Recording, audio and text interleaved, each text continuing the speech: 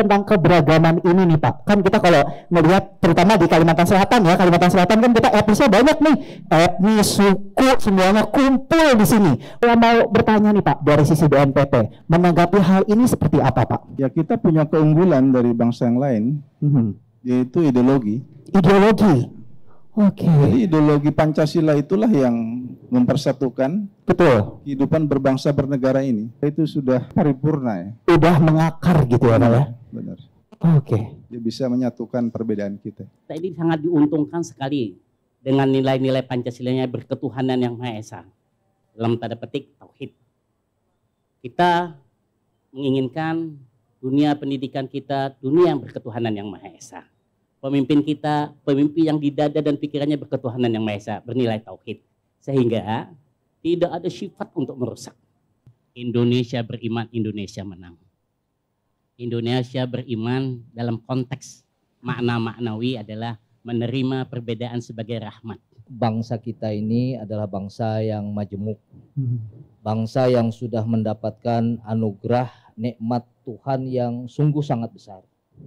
Alamnya luas, kaya raya, penduduknya banyak, multi etnis dan berbagainya itu.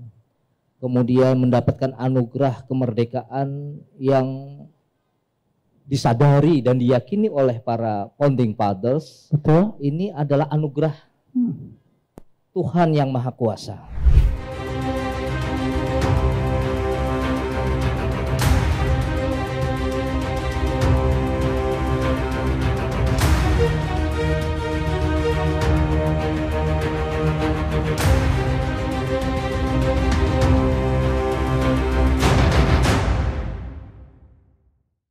Assalamualaikum warahmatullahi wabarakatuh. Salam sejahtera, namo buddhaya, salam kebajikan. Dan tentunya sebelum saya memulai acara hari ini, dialog, saya ingin terlebih dahulu menginformasikan bahwa kami, para petugas dan juga narasumber sudah melakukan antigen terlebih dahulu. Jadi nanti selama dialog berlangsung, kita akan melepaskan masker demi kenyamanan bersama tentunya. Sebelumnya selamat datang dalam rangkaian acara dialog kebangsaan di Warung NKRI Warkopian. Tepuk tangannya boleh lebih semangat lagi. Tentunya bukan cuma yang hadir di sini, yang di rumah pun saat ini sedang menyaksikan dari kanal YouTube kami di Humas BNPT. Jangan lupa untuk subscribe channel YouTube-nya, karena nanti di event-event selanjutnya Anda juga bisa menyaksikan event-event yang luar biasa dari BNPT tentunya. Dan hari ini dalam dialog kebangsaan di Warung NKRI Warkopian, senang sekali saya Aditya Agusta yang akan memandu sebagai moderator, dan nanti sesaat lagi saya akan mengundang para narasumber yang luar biasa untuk boleh gabung bersama saya. Sebelumnya untuk Anda yang mungkin sebelumnya udah pernah ke Warkopian di bagian sebelah samping, ini kita biasanya mengetahui bahwa Warkopian ini adalah tempat untuk berkumpul, bersilaturahmi, berdiskusi, minum kopi, dan tadi seperti yang sudah disampaikan oleh Bapak, hari ini gratis ya Pak ya minumnya ya. Jadi setelah diresmikan boleh menyeram nanti habis ini ya. Tapi mulai hari ini Warkopian lebih meningkatkan fungsinya lagi karena sudah menjadi Warung NKRI. Mungkin agak asing ya, termasuk untuk saya Warung NKRI ini apa. Jadi warung itu adalah singkatan dari Wadah Akur Rukun Usaha Nurani Gelorakan NKRI. Dan seperti yang sudah saya informasikan tadi, ini diharapkan bisa meningkatkan fungsinya sebagai perawat keberagaman, penangkal dari radikal terorisme, dan juga tentunya memperteguh nilai-nilai kebangsaan dan 4 pilar konsensus dasar dalam berbangsa dan juga bernegara, dan juga untuk membangun solidaritas, gotong royong dan sinergi menuju Indonesia yang harmoni. Nah, ini kalau ngomongin tentang Indonesia yang harmoni, langsung saja sepertinya kita akan langsung memulai. Saya akan mengundang para narasumber. Hari ini kita akan membahas temanya merawat keberagaman, menangkal radikal terorisme menuju Indonesia yang harmoni. Untuk itu saya mengundang narasumber yang pertama yang kami hormati Bapak Komjen Polisi Dr. Boy Rafli Amar MH selaku Kepala BNPT Republik Indonesia.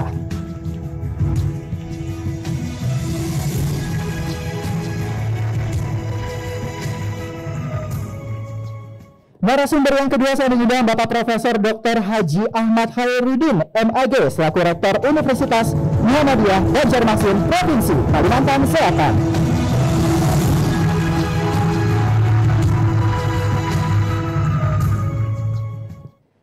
Saya juga mengundang narasumber yang ketiga, Bapak Ustadz Haji Adam Nur Syarkawi selaku tokoh masyarakat, tokoh agama Banjarmasin, Provinsi Kalimantan Selatan.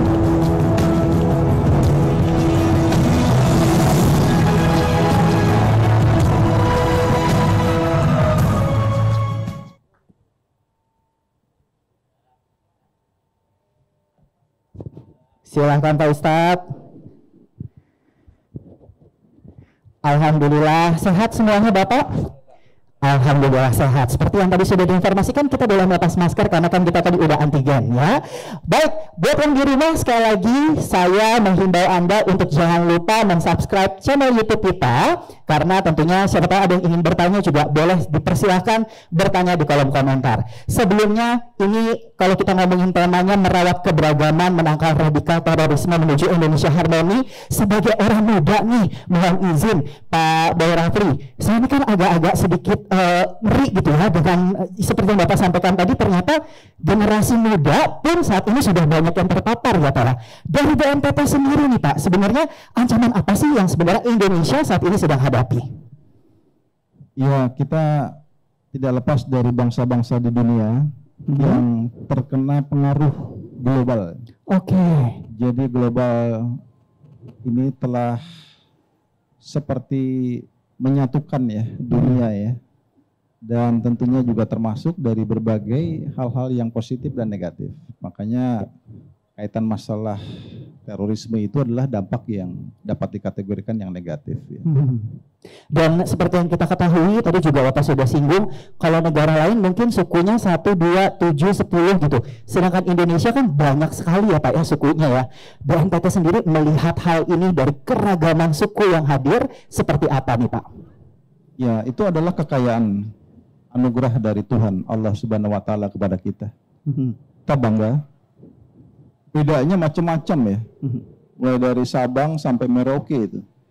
Berbeda warna kulit, berbeda rambut, berbeda bahasa, berbeda budaya. Jadi multikultural ya. Tetapi kok kita bisa bersatu? Dan bersatunya itu telah dibuktikan sampai hari ini. Betul. Jadi ini adalah sebuah yang tidak ternilai harganya. Jadi mahal sekali.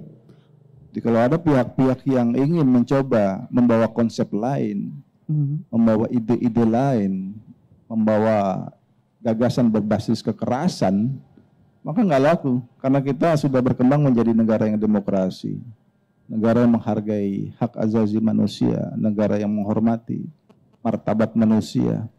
Jadi segala bentuk perilaku kekerasan pakai tujuan atau pakai atas nama apapun untuk tujuan tertentu, maka dia akan terkikis dengan sendirinya.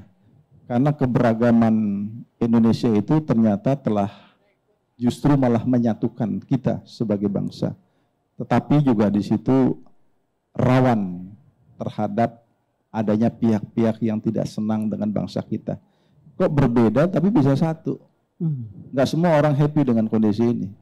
Jadi bisa jadi kita harus terus waspada pihak-pihak yang ingin mengoyah persatuan Indonesia itu.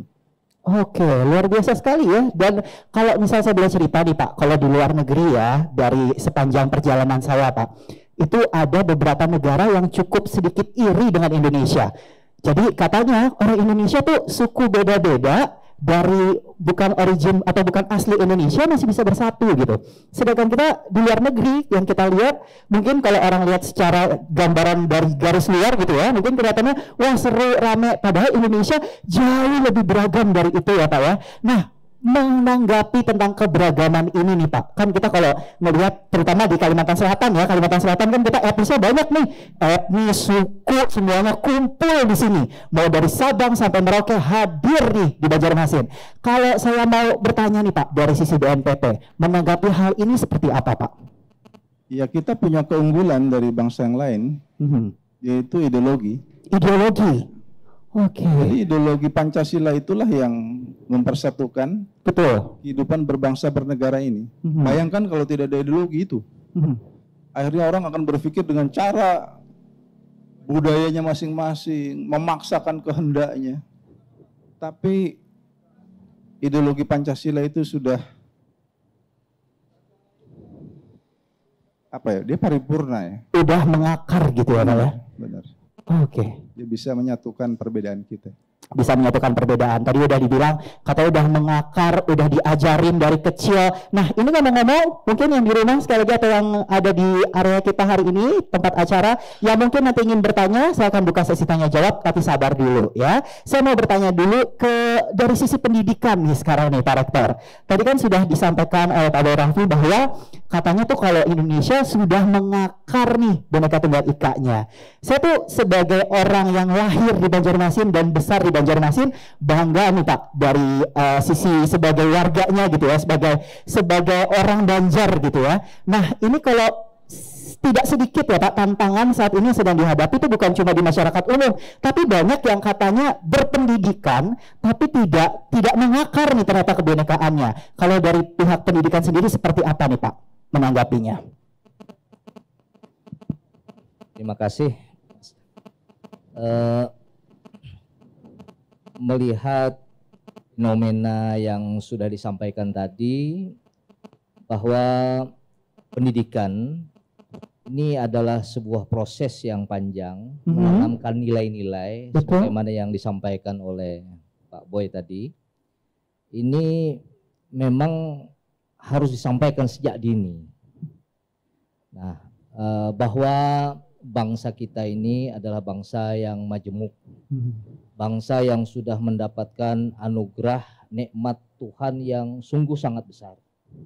Alamnya luas, kaya raya, penduduknya banyak, multi etnis dan berbagainya itu.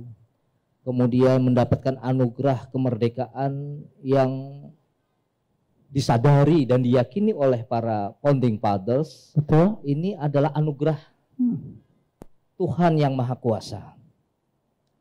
Kita ini kan bangsa yang multi etnis. Jadi, la in syakartum, apabila kita bersyukur dengan nikmat itu, dengan melakukan sesuatu yang terbaik, Allah sudah menjadikan kita ini sebuah bangsa yang bersatu.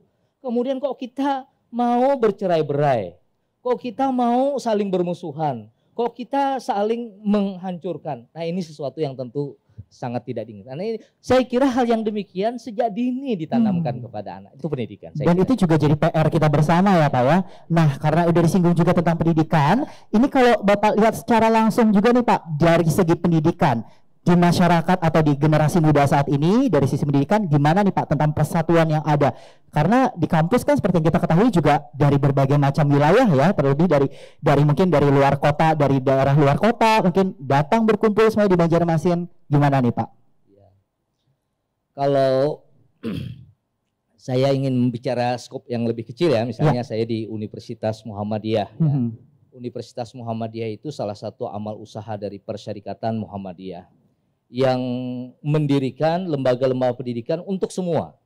Bukan hanya untuk orang Muhammadiyah, bukan hanya untuk orang Islam, untuk semua. Nah, kalau konteks Banjarmasin barangkali lebih sempit. Misalnya di Papua, di NTT.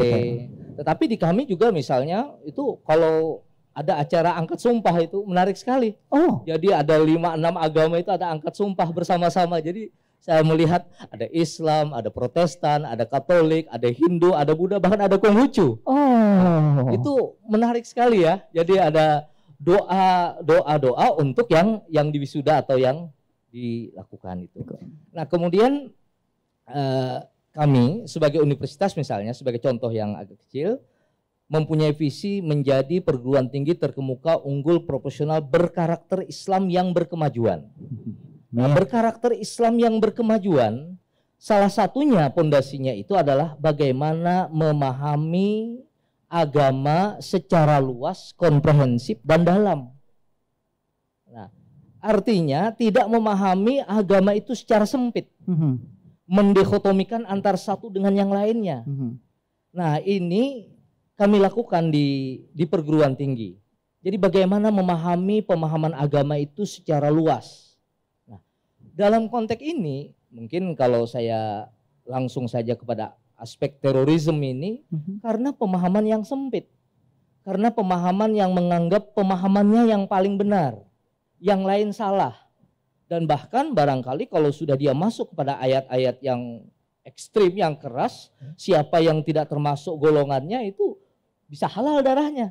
Iya. Nah ini adalah persoalan-persoalan yang sangat mendasar. Padahal, nah hal-hal yang demikian ini perlu kita angkat secara lebih baik. Ya, kami misalnya mempunyai program Baitul Arqam. Jadi kajian-kajian keagamaan secara sistematis, memberikan wawasan yang komprehensif kepada mahasiswa, kepada calon-calon pemimpin bangsa ke depan. Nah, hal-hal yang demikian seharusnya kita ungkap. Nah, ini yang bisa mengungkap ini adalah wawasan yang komprehensif, wawasan yang dalam tentang ajaran agama. Jadi itu bisa dilihat secara ilmunya ya Pak ya. Nah ini juga kalau kita ngomongin tentang Banjarmasin nih Pak, Kalimantan Selatan, kita tuh lebih bukan cuma berilmu tapi juga beradab. Makanya ada istilah orang Banjar tuh tahu adab gitu ya. Tahu adab. Nah kalau adab ini dekat juga dengan urusan keagamaan nih ya. Sekarang gilirannya Pak Ustadz saya tanyain ya. Boleh diambil Pak Ustadz mikrofonnya. Nah ini nih Pak Ustadz, kalau kita ngomongin tadi kan secara pendidikannya nih, dari sisi pendidikan. Kalau dari sisi keagamaannya nih Pak Ustadz ya, perwakilan dari tokoh agama, melihat keadaan umat saat ini seperti apa nih Pak Ustadz? Bismillahirrahmanirrahim. Asyhadu an la ilaha illallah wa asyhadu anna Muhammadar Rasulullah. Kata kuncinya, Indonesia harmoni, Indonesia beriman, Indonesia menang. Indonesia beriman dalam konteks makna maknawi adalah menerima perbedaan sebagai rahmat. Luar biasa, menerima perbedaan sebagai rahmat. Kalau yang duduk ini tepung, kanda guru saya tepung, kanda Haji Rafli juga tepung, pembawa acara juga tepung, tamunya juga tepung, kapan jadi kuenya? Iya bener ya, tepung semua kita Pak. Kapan jadi kuenya? Iya bener. Jadi perbedaan suhudul wahdah bil kasrah wa suhudul kasrah bil wahdah. Allah itu mempunyai nama 100 kurang 1 nama yang agung. Yang kita kenal 99 Asmaul Husna. Nama ke-100 Allah adalah kanda guru saya. Kalau nggak tahu saya ulun, kalau tidak tahu ulun saya. Kanda Haji Rafli itu nama Allah yang ke-100. Nama Allah yang ke-100. Nama Allah yang ke-100. Alam semesta ini nama Allah yang ke-100. Wow. Ketika Anda melihat Avanza, ketika Anda melihat Toyota, Avanza, Camry, Innova, taksi kuning, Vios, Honda Jazz, itu hakikatnya Anda melihat dari yang satu, yaitu Toyota. Oke. Melihat yang banyak dari yang satu. Melihat yang satu dari yang banyak. Kemudian, dalam konteks iman secara hakiki itulah lakum dinukum waliyadin. Anda berbuat jahat, apakah saya yang masuk neraka? Anda berbuat baik, apakah saya yang masuk surga? Lakum dinukum waliyadin. Kemudian, ini pentingnya.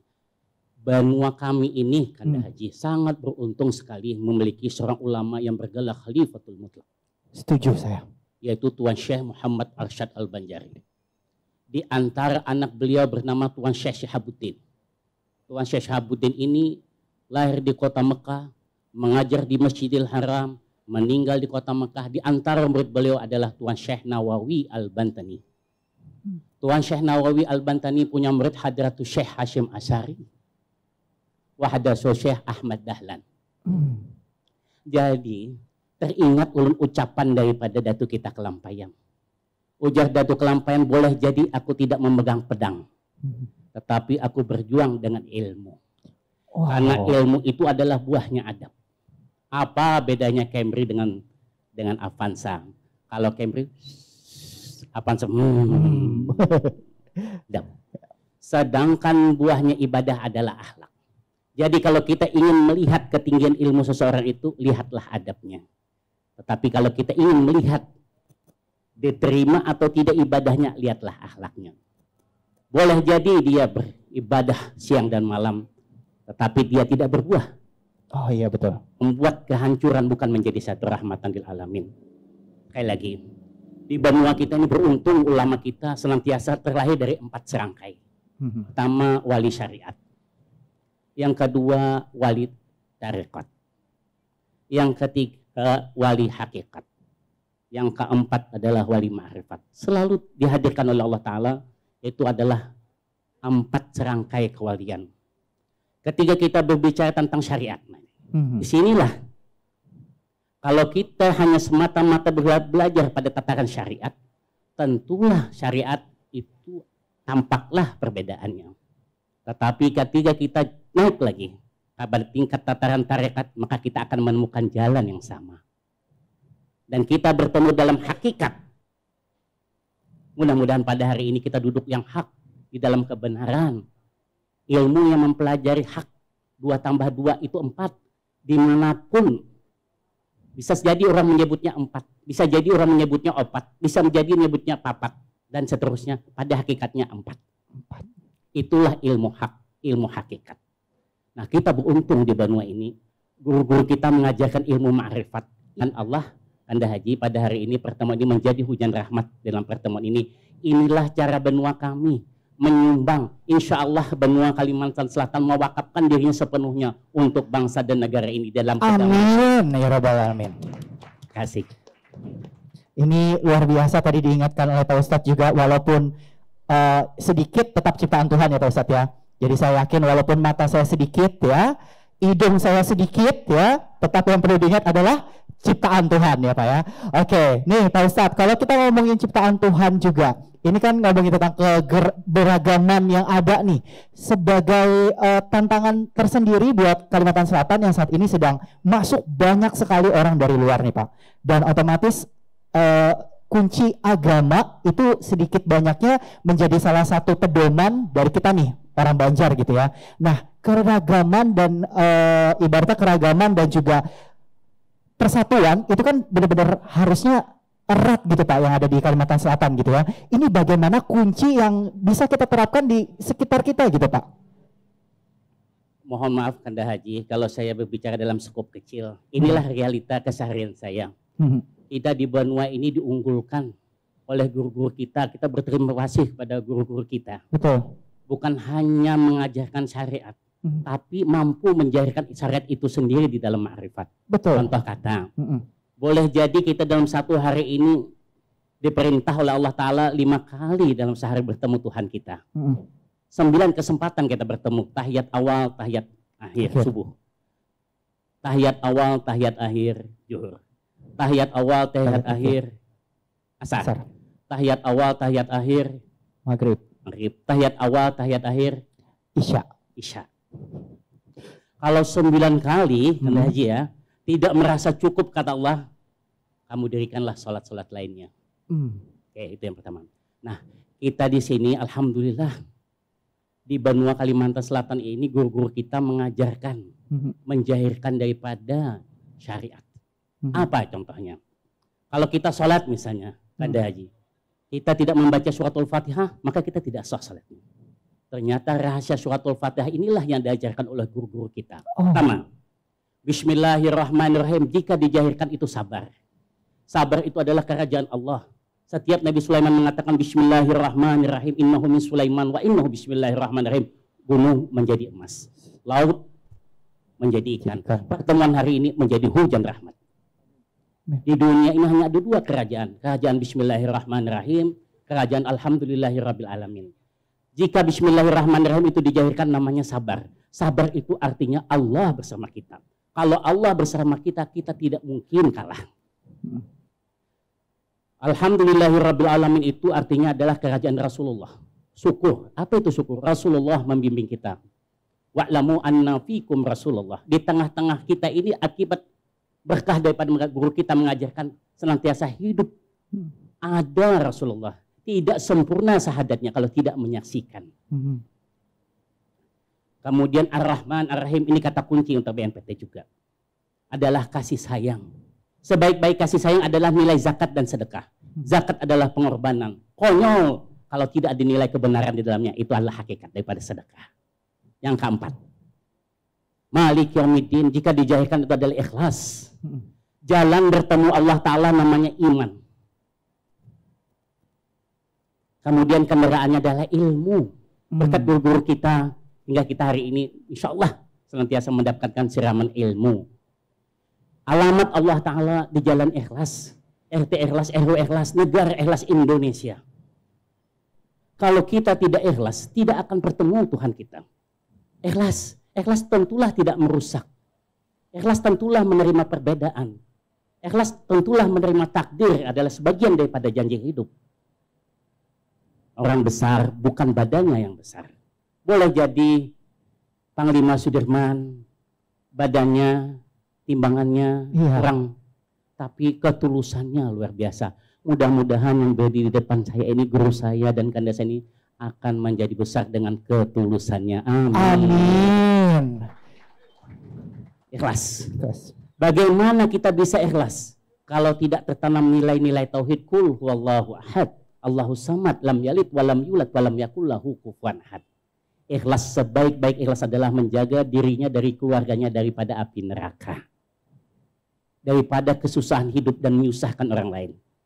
Kemudian iyyaka na'budu wa iyyaka nasta'in, itu jika kita zahirkan adalah takwa.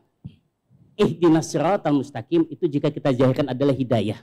Nah, mudah-mudahan hari ini Allah turunkan hidayah kepada kita. Amin. Kalau sudah turun hidayah, jual terasi pun kaya raya. Iya benar. Kalau sudah turun hidayah, warung kopi pian pun menjadi terangkat derajatnya. Amin. Allahumma amin. Kemudian suratal ladzina an'amta 'alaihim ghairil maghdubi 'alaihim waladdallin, itu surga. Nah, jadi jelas sudah agama kita, agama manapun dalam hal syariat tentulah mengajarkan tentang satu, tentang sabar, tentang syukur, tentang kasih sayang, tentang ikhlas, tentang takwa, tentang hidayah, tentang surga. Semakin kita bertakwa, tentulah kita makin tidak berani meninggalkan perintahnya. Semakin Anda mengenal membuat kue, tentulah Anda tidak makin berani untuk meninggalkan bahan-bahannya. Betul. Terima kasih. Amin. Luar biasa. Amin. Oke, terima kasih Pak Ustadz. Nah, ini bukan dialog namanya, ya, kalau narasumber atau saya saja yang bertanya ya. Untuk itu saya mengundang, mungkin ada perwakilan dari yang hadir di sini, 1 atau 2 orang yang ingin bertanya. Silahkan angkat tangan, jangan angkat kaki. Kalau angkat kaki artinya pulang ya. Silahkan. Ada yang mau bertanya? Saya lihat di bagian belakang. Oke, yang angkat tangan bagian belakang silahkan. Silakan sebutkan nama, asal, ukuran sepatu, ukuran baju, boleh. Saya berdiri ya Pak. Tengkurap nggak apa-apa Pak. Berdiri boleh, silakan. Nama saya Ahmad Husaini. Saya bertanya kepada Kepala BNPT. Iya, silakan Bapak pertanyaannya, Pak Husaini. Nama saya, jadi begini pertanyaannya. Seperti kita ketahui bahwa negara ini kita adalah negara besar dengan sekitar berapa pulau dan juga mempunyai suku hampir 2000. Kita berpijak bagaimana secara global kita memahami sebenarnya kita ekspansi Rusia kepada Ukraina itu sebenarnya sama dengan negara Indonesia. Bagaimana yang kita ambil ini, negara Rusia itu di blok timur itu ekspansinya kepada negara di blok barat itu kepada Eropa. Yang jadi pertanyaan adalah di negara Ukraina itu sama dengan negara Indonesia. Yang jadi pertanyaan ini adalah, saya beberapa kali, karena saya sebagai lembaga survei masyarakat, bahwa negara kita ini mengalami penurunan dalam merasa memiliki tentang negara ini. Yang jadi pertanyaan, saya memberikan apresiasi kepada warung NKRI. Tentu warung NKRI ini bukan hanya sifatnya, tapi temporer jangka panjang. Tentu tujuan daripada ini bagaimana kita menghindari juga desintegrasi bangsa. Tentu itu yang jadi pertanyaan saya kepada Pak Boy. Apakah sekarang penurunan tentang merasa wawasan kebangsaan ini bisa dapat kita atasi? Karena bagaimanapun kita setelah 2 tahun mengalami masa pandemi ini, kita merasa tidak ada memiliki rasa bernegara, rasa bagaimana kepemimpinan, akhirnya bagaimana masyarakat kita sering memberikan hasutan, sering memberikan pemikiran-pemikiran yang konten-konten negatif. Untuk itu pertanyaan saya, dengan warung NKRI ini ke depannya arahannya seperti itu. Apakah dengan adanya warung NKRI ini atau ada program-program lain yang bisa kita menghindari desintegrasi bangsa. Bagaimanapun negara ini adalah negara besar, jangan sampai terjadi di negara Ukraina. Mungkin itu saja Bapak. Luar biasa sekali, terima kasih Bapak ya. Ini mungkin kalau boleh saya simpulkan ya, boleh diperbaiki kalau mungkin kesimpulan saya salah ya Pak ya. Pertanyaannya gimana trik dan tipsnya gitu ya, atau apa tujuannya sih dari URL NKRI ini hadir gitu? Silakan Pak. Iya Pak siapa tadi Pak Ahmad Zaini. Pak Ahmad Zaini. Iya. Terima kasih Pak ya. Penyampaiannya Bapak jauh sekali sampai Rusia, Ukraina itu. Jadi senang sekali saya Bapak, berarti Bapak mau melihat perkembangan dunia seperti itu ya. Nah kita tentu sebagai negara yang cinta damai. Kenapa? Karena di dalam preambul pembukaan Undang-Undang Dasar kita dalam tujuan bernegara kita itu pada yang keempat, tujuan bernegara kita adalah turut serta mewujudkan perdamaian dunia. Jadi dunia saja kita pikirkan untuk damai, apalagi levelnya di tingkat domestik ya. Oleh karena itu narasi-narasi semangat kebangsaan tentunya kita tetap harus optimis. Sejak era reformasi orang tuh seperti ragu, seperti enggan berbicara tentang ideologi Pancasila. Nah, oleh karena itu dengan kesempatan terus yang kita lakukan kepada masyarakat, hari ini dapat dikatakan berangsur-angsur kita sudah tidak boleh ragu lagi. Jadi ketika era reformasi, euforia kebebasan warga negara itu begitu besar, terpengaruh dengan semangat liberalisme yang begitu tinggi, ini tentu sesuatu yang tidak baik. Karena sesuatu yang bebas, apalagi bebas tidak bertanggung jawab, itu adalah sangat membahayakan kita. Sedangkan kita dilahirkan oleh negara yang leluhur kita memikirkan jauh ke depan. Jadi sebelum kita lahir hari ini, generasi kita ada hari ini, para pemimpin bangsa kita sudah berjuang keras mempersatukan Nusantara ini. Jadi sangat mahal tentunya kalau kita mengabaikan, apalagi kita pesimis. Kita harus tetap optimis karena dasarnya kita sudah punya. Jadi sistem nilai yang ditinggalkan oleh leluhur bangsa kita itulah modal bagi kita ke depan. Masalahnya yang terpenting kita tetap istiqomah dengan apa yang telah ditinggalkan oleh leluhur bangsa kita. Sehingga tentu kita tidak ingin mencederai perjuangan yang telah dilakukan oleh leluhur bangsa kita. Oleh karenanya ke depan, apakah namanya warung NKRI, silaturahmi kebangsaan, anak muda peduli kebangsaan, saya pikir bukan saja di Kalimantan Selatan, di mana saja di bumi NKRI ini, kita harus mengajarkan kalau Prof tadi mengatakan usia dini. Pendidikan karakter, ya, national character building, itu memang tidak bisa ujuk-ujuk setelah besar baru kita perkenalkan tentang Indonesia ini.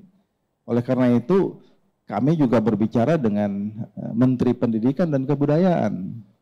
Di dunia pendidikan itu, Pak Menterinya itu mengatakan ada dosa besar selama ini yang berkembang di dunia pendidikan. Pertama masalah intoleransi, yang kedua pornografi atau pornografi, yang ketiga adalah bullying. Jadi kekerasan, pendurungan, kata Pak Menteri, Mas Menteri kan bilangnya ya, Mas Menteri Nadiem itu. Saya senang, ternyata mereka sudah memikirkan langkah-langkah agar masalah intoleransi ini sebagai benih-benih rasa kebencian, perpecahan itu dimitigasi pada pendidikan yang usia dini.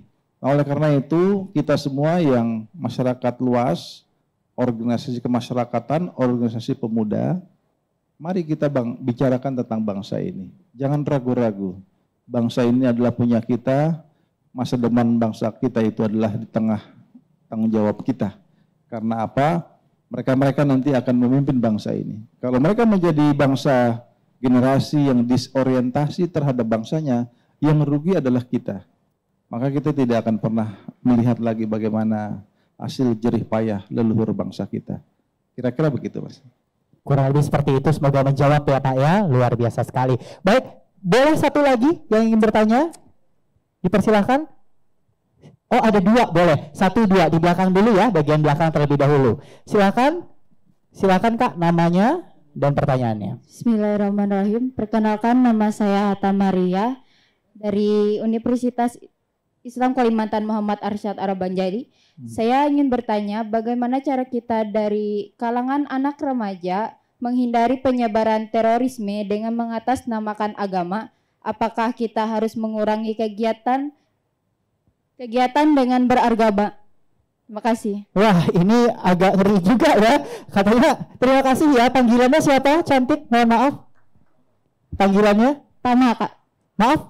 Tama. Oke. Ngeri juga nih katanya ya. Kepada siapa bertanyanya? Kepada siapa bertanya? Kalau dari sisi agama ke Pak Ustadz atau ke siapa nih? Atau ke Pak Rafli nih? Mau nanya ke siapa? Oh, diskusi dulu. Gimana? Mungkin untuk semua. Oh, untuk semua. Boleh nih. Ini cukup menarik nih Pak. Ibaratnya takut terorisme apa dekat sama agama apa berhenti aja gitu. Agak ngeri juga nih ya pemikirannya. Silakan, mungkin dari Pak Rafli dulu mungkin, silakan.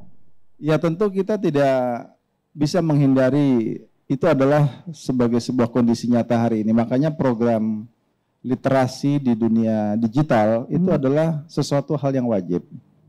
Siapa yang melakukan literasi itu? Ya pemerintah dengan masyarakat. Jadi kita berharap pemerintah, termasuk pemerintah daerah, bagaimana membangun sebuah peradaban yang baik di dunia maya itu, di sosial media. Karena apa? Karena hari ini walaupun sosial media itu sudah diatur secara hukum, tetapi kita tentu tidak lepas dari akhlak orang-orang yang memanfaatkan sosial media itu. Oleh karena itu, tentu literasi sosial media di dunia digital ini adalah tantangan yang tidak mudah ke depan. Dan tentu ini adalah sebuah ruang publik yang baru. Jadi ruang publik dulu dunia nyata seperti ini, tetapi ruang publik sosial media telah tumbuh berkembang. Oleh karenanya kita tidak mungkin menghindari, para remaja silahkan memanfaatkan informasi yang baik, positif, yang apabila berkaitan dengan narasi agama, saya menyarankan untuk kita bertabayun dan juga meminta arahan kepada ulama. Betul. Dan kita bisa mohon arahan kepada guru-guru kita, mengkonfirmasi, jangan kita telan sendiri. Karena kalau kita diamkan sendiri, seperti Zazkiyah Aini. Zazkiyah Aini, perempuan muda 26 tahun, ya, sering mengakses sosial media, terjadi proses self-radicalization, dia menjadi berbeda alam pikirannya dari kebanyakan orang Indonesia, masuk ke halaman Mabes Polri dan kemudian menodong-nodongkan senjata. Jadi ini bisa berubah kalau kita berdiam sendiri. Oleh karena itu, saran kami dapat meminta nasihat dari guru-guru kita, dari ustadz kita, bagaimana seharusnya kita menyikapi fenomena yang berkembang dalam sosial media itu. Jadi kalau kurang lebih bahasa anak zilenial, ini kan anak kuliah nih Pak, jadi zilenial gitu ya, support sistemnya harus dipilih yang baik dan benar ya Pak ya? Iya, jadi harus tabayun terlebih dahulu gitu ya. Nah, kalau dari sisi pendidikan gimana nih Pak Lektor? Jadi ibaratnya kalau kata orang, kalau nggak pintar-pintar mending nggak usah sekolah lagi gitu, atau gimana nih situasinya? Ya, sebelumnya perlu kita pahami bahwa sekarang ini semangat keberislaman bagi orang Islam dan semangat belajar agama bagi yang lain ini semakin meningkat. Betul. Jadi antusiasme belajar agama sekarang ini sangat tinggi. Betul. Sehingga kemudian ini persoalan aspek pemahaman dan pemikiran, ini persoalan tersendiri. Karena antusiasme semangat keberislaman yang tidak kita dapati 20-30 tahun yang lalu. Jadi kalau sekarang ini kan masjid berdiri di mana-mana. Tempat kajian agama ada di mana-mana. Orang berjilbab seimbang antara yang pergi ke mal dan yang pergi ke majelis taklim. Ya. Artinya semangat keberislaman. Tetapi kadang-kadang pemahamannya ini beragam. Dari yang paling ekstrim kiri sampai ekstrim kanan. Ekstrim yang bahkan sangat radikal. Ini juga ada. Dan itu penuh dengan propaganda-propagandanya masing-masing. Nah maka, tadi siapa namanya? Adinda, panggilannya maaf? Oh banyak yang kenal ya di sini ya? Ya. Rama. Ya. Nah, saya paling tidak ingin mengatakan kita harus memahami karakteristik kalau Islam ya. Bahwa Al-Quran itu sebagai the guidance book untuk orang Islam. Tapi Al-Quran itu kan ada yang sudah jelas, ada yang masih tidak jelas, yang masih mujmal. Maka kemudian Nabi itu sebagai bayan, Nabi sebagai penjelasnya. Dia adalah praktek hidup daripada Al-Quran. Pada saat ditanya kepada Aisyah, kaifa akhlakun Nabi sallallahu alaihi wasallam, kata Aisyah, kana khuluquhu Al-Quran, akhlaknya adalah Al-Quran. Nah, ini Al-Quran syamil, tentu yang menjelaskan juga demikian. Nah, maka tentu saja belajar itu ya, sebagai orang Islam ini, yang paling penting dahulu kita belajar semua ilmu yang bermanfaat. Nah, ilmu agama bermanfaat, ilmu umum bermanfaat. Nah, kalau dalam konteks agama yang mana itu berguna dan bermanfaat untuk dunia dan akhirat, paling tidak karakteristiknya. Yang pertama, bahwasanya sunnah, Al-Quran dan sunnah itu komprehensif. Dia mengajarkan dari lahir sampai mati. Dari dalam janin bahkan nanti diajarkan sampai matinya, gitu ya. Satu, panjang. Luasnya, ngajarkan di rumah, di pasar, di pekerjaan, di jalanan, ibadah secara perorangan, secara kelompok, hubungan antara manusia yang seagama, yang tidak seagama, dengan benda mati, dengan makhluk hidup dan seterusnya, lengkap, komprehensif. Yang kedua, ya, nanti kan karena mungkin sekarang ini belajar tengah-tengah, agama itu tengah-tengah. Jadi tidak ekstrim. Jadi kalau ada yang ekstrim, nah ini hati-hati. Jadi kalau tadi Boy tanyakan kepada ahlinya, ini belum sempat tanya, nah ini kira-kira nih bagaimana karakteristiknya? Tengah-tengah, jangan sampai mengajak sesuatu yang berlebihan. Jangankan dalam persoalan yang banyak, dalam persoalan agama saja Nabi mengatakan tidak boleh berlebihan. Iyyakum wal ghulu fiddin. Jauhilah berlebihan di dalam beragama. Laqad halaka man kana qablakum bil ghulu fiddin. Karena telah binasa umat-umat yang terdahulu karena mereka berlebihan di dalam agama ini. Nah, jadi jangan berlebihan. Pada saat ada sahabat Nabi yang mau sholat saja sepanjang malam, tidak tidur-tidur. Ada yang lain mau puasa saja, yang lain lagi tidak mau beristri. Apa kata Nabi? Siapa kalian? Saya ini lebih takwa kepada Allah, lebih takut kepada Tuhan. Tetapi ini usolli wa arkut, aku salat dan aku tidur. Asumu wa ubtir, aku puasa dan aku juga berbuka. Dan aku juga menikah dengan perempuan. Nah, maka kalau ada yang seperti itu berlebih-lebihan. Kata Nabi juga berikan hak matamu, berikan hak badanmu, berikan hak tetanggamu. Dan tetangga ini ada yang punya hak 3, ada yang punya hak 2, ada yang punya hak 1. Nah, yang punya hak 1 orang yang berbeda agama dan tidak berkeluarga, dia punya hak. Hak untuk dihormati, hak untuk dilindungi. Tetap punya hak ya Pak ya? Tetap. Nah, ini keluasan agama. Dia seimbang. Nah, itu yang kedua. Yang ketiga, agama itu mudah, lapang, dan ringan. Jadi kalau agama Islam khususnya, kalau ada ajaran yang berat, nah ini. Yang tidak lapang, sempit. Sedikit-sedikit kafir, ini payah, ini bukan ajaran Islam. Nah, maka pikiran berhenti belajar agama ini enggak. Nabi menyuruh talabul ilmi, tuntutlah ilmu. Utlubul ilma fardhatun ala kulli muslimin wa muslimah. Menuntut ilmu itu wajib, jangan berhenti. Tapi sekali lagi harus tahu karakteristiknya. Nah paling tidak itu saya kira. Nah coba kalau dari sisi keagamaan nih, silakan Pak Ustadz. Ingin menambahkan? Bismillah. Jadi agama jelaslah tidak menutup. Tidak menutup diri itu tidak mungkin. Karena sifat agama adalah menyelamatkan diri dan keluarganya dan lingkungannya. Jadi sifat agama itu tentulah tidak menutup diri. Kenapa? Karena orang yang bangsa kita ini sangat diuntungkan sekali dengan nilai-nilai Pancasilanya berketuhanan yang Maha Esa. Dalam tanda petik tauhid. Kita menginginkan dunia pendidikan kita, dunia yang berketuhanan yang Maha Esa. Pemimpin kita, pemimpin yang di dada dan pikirannya berketuhanan yang Maha Esa, bernilai tauhid. Sehingga tidak ada sifat untuk merusak. Jadi kewajiban untuk menanamkan nilai-nilai berketuhanan yang Maha Esa ini tentulah kewajiban bersama. Sedini mungkin, seusia dini mungkin. Saya berkeyakinan orang yang bertauhid, orang yang beriman sudah pasti dia akan menjaga dirinya. Orang yang beriman sudah pasti dia pintar. Orang yang beriman sudah pasti dia adalah pemuda yang berkarya. Orang yang beriman sudah pasti kaya. Jadi kata kuncinya, mari kita sama-sama belajar pada guru yang benar. Guru yang membawa pada kebaikan, keselamatan. Hendaklah belajar secara keseluruhan kafah. Jangan memahami ayat-ayat hanya sepotong. Atau dengan maksud tendensi tertentu. Atau dengan merasi agama ada kepentingan tertentu.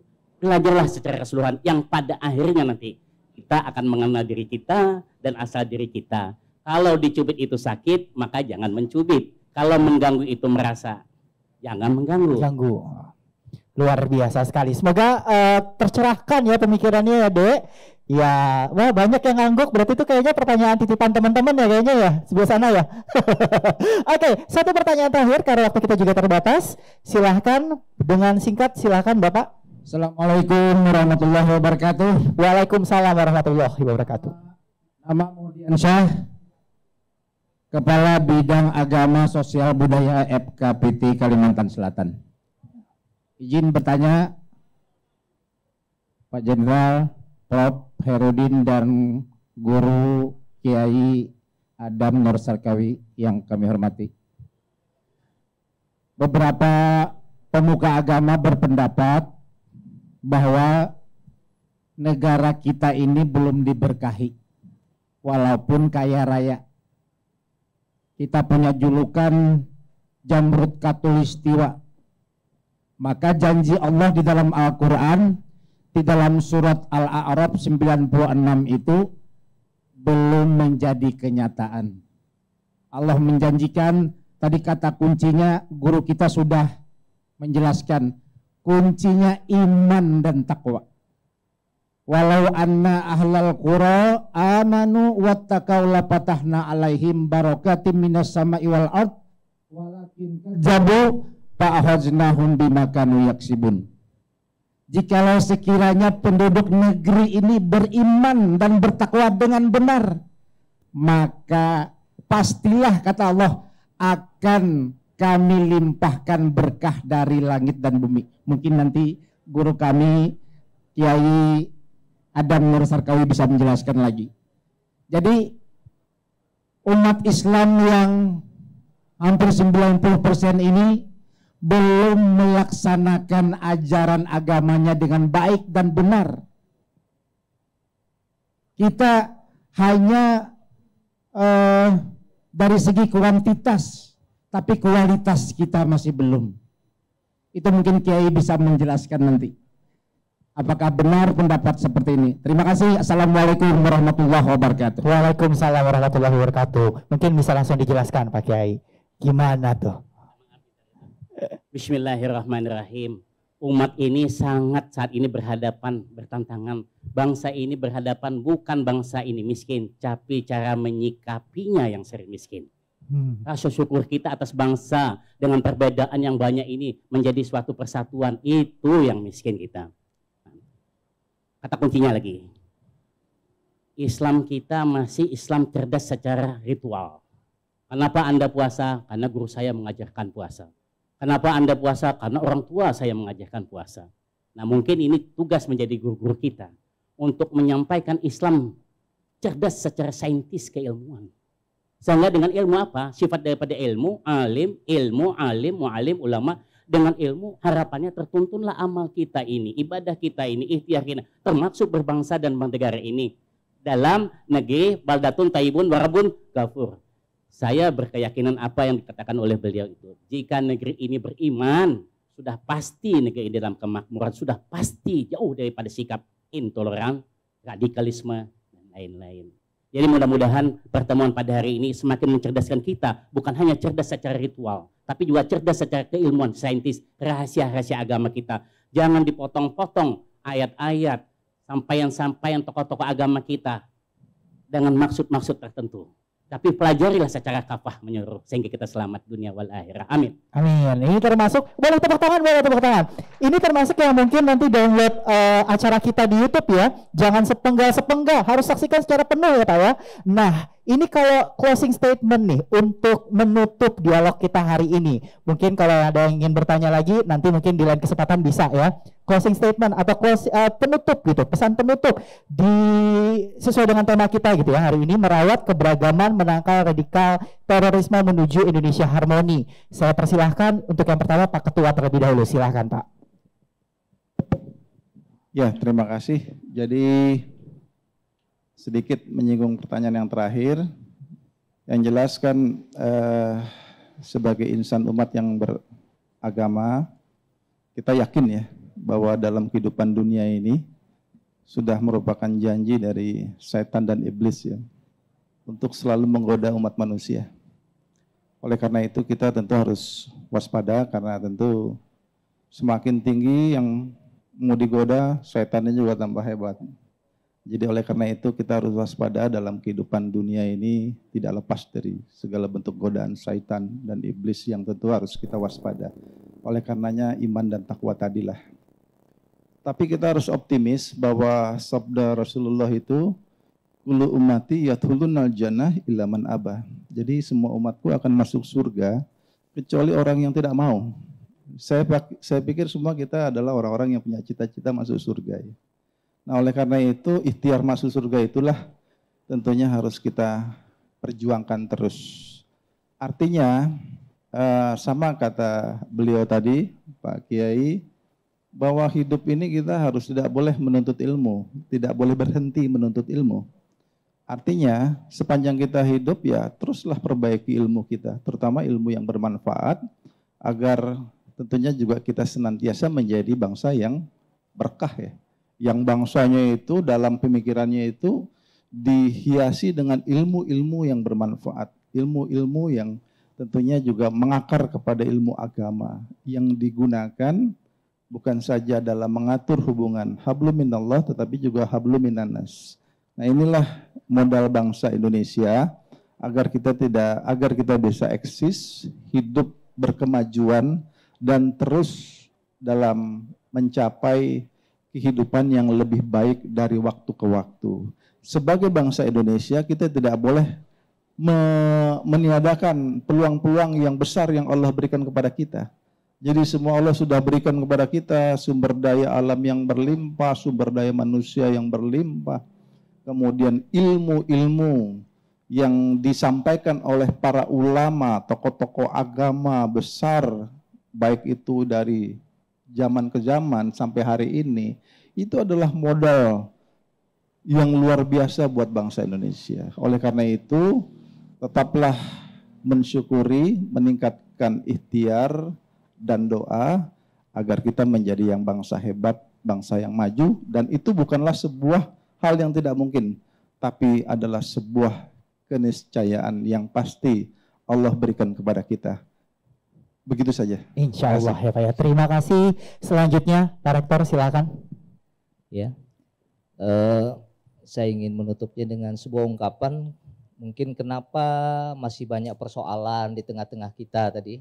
Pak Husaini tadi mungkin ada, karena mungkin kebanyakan kita ini merasa bisa, tetapi tidak bisa merasa. Tidak bisa merasakan, tidak bisa berempati apa yang dirasakan oleh orang lain. Jadi merasa bisa, asa-asanya bisa. Nah, sehingga kemudian tidak peduli dengan apa yang ada di lingkungannya. Ini satu, ya. Ini terjadi di era reformasi. Nah, itu. Kemudian juga tidak bisa introspeksi diri. Ya. Bahwasanya kalau kita berbicara, kalau mau masuk surga itu kan banyak sekali jalannya. Mungkin ada yang masuk surga karena sholatnya rajin banget gitu ya. Kemudian ini sholatnya biasa-biasa saja, tetapi kemudian dia berimpak. Nah sedangkan yang sholat tadi impaknya agak kurang. Nah, kemudian yang lain lagi rajin zikirnya, yang lain lagi rajin sholawatnya, atau ada kelebihan-kelebihan yang lain. Nah sehingga kita menjadi toleran. Jadi tidak merasa, kadang-kadang kita sinis, wah ini enggak sholat jamaah umpamanya begitu ya. Mewajibkan sholat jamaah tetapi kemudian membid'ahkan orang yang sholat jamaah itu sendiri. Nah walaupun misalnya itu menurut pemahamannya bid'ah, tetapi dalam konteks kehidupan yang toleran, barangkali kita bisa mengatakan kenapa saya tidak melakukan itu, karena saya tidak mendapatkan dasarnya. Jadi dengan bahasa-bahasa yang lembut, jadi bisa merasa orang lain dengan ibadahnya ingin mendekatkan diri kepada Tuhan, kemudian kita bilang dia bid'ah, dia kafir, dia fasik. Nah, ini tentu sesuatu yang kontraproduktif. Nah ini ya, jadi saya kira dengan bisa merasa, artinya kita introspeksi diri bahwa kita berusaha yang terbaik, tetapi tentu kita ini masih banyak kekurangan. Makanya Tuhan mengajarkan doa kepada kita itu kan, Rabbana zolamna ampusana. Ya Allah, kami ini telah menzolimi diri kami, artinya kita ini banyak kekurangan. Wa illam taghfir lana, kalau engkau tidak mengampuni kami termasuk orang-orang yang rugi, siapapun kita. Karena kita ini punya kekurangan, punya aib. Nah pada saat kita bisa merasa yang demikian, mungkin orang lain juga punya kekurangan. Ini akan menjadi sebuah harmoni di tengah-tengah masyarakat. Saya kira itu. Baik, boleh kasih tepuk tangan, jangan ragu-ragu. Terakhir silahkan Pak Ustadz. Bismillahirrahmanirrahim. Mudah-mudahan pertemuan kita ini pertemuan yang bukan hanya sekedar mengajar pahala, tetapi juga lebih daripada itu mengajar keberkahannya. Kemudian BNPT itu yes. BNPT yang senantiasa berlandaskan pada nilai-nilai berketuhanan yang Maha Esa. Warung NKRI oke. Warung NKRI yang harmoni, yang ada persatuan di dalamnya. Insya Allah Kalimantan Selatan, benua Kalimantan Selatan siap mewakafkan diri untuk NKRI di dalam persatuan dan kesatuan Indonesia harmoni, Indonesia maju, Indonesia jaya. Walhamdulillahirabbil alamin. Amin. Terima kasih Pak Ustadz. Dengan demikian closing statement sudah disampaikan oleh masing-masing narasumber. Saya mengucapkan terima kasih untuk Kepala BNPT Republik Indonesia Bapak Komjen Polisi Dr. Boy Rafli Amar MH. Terima kasih Bapak, dan juga tentunya untuk Rektor Universitas Muhammadiyah Banjarmasin Provinsi Kalimantan Selatan Bapak Profesor Dr. Haji Ahmad Hairudin MAG, dan tentunya saya juga ingin mengucapkan terima kasih untuk Bapak Ustadz Haji Adam Nur Syarkawi selaku tokoh masyarakat, tokoh agama Banjarmasin Provinsi Kalimantan Selatan. Buat Anda yang di rumah yang mungkin ketinggalan dialog kita, jangan khawatir, Anda boleh cek kembali di YouTube kami di Humas BNPT. Nanti Anda bisa lihat rangkuman atau bisa lihat jalannya dialog kita hari ini. Tentunya dialog sudah harus kita akhiri, namun masih ada rangkaian acara lainnya yang akan kembali saya serahkan kepada MC-nya nanti. Untuk itu saya dan para narasumber undur diri pamit. Dipersilahkan Bapak, mohon izin untuk boleh kembali ke tempat. Terima kasih semuanya. Boleh kasih tepuk tangan yang meriah.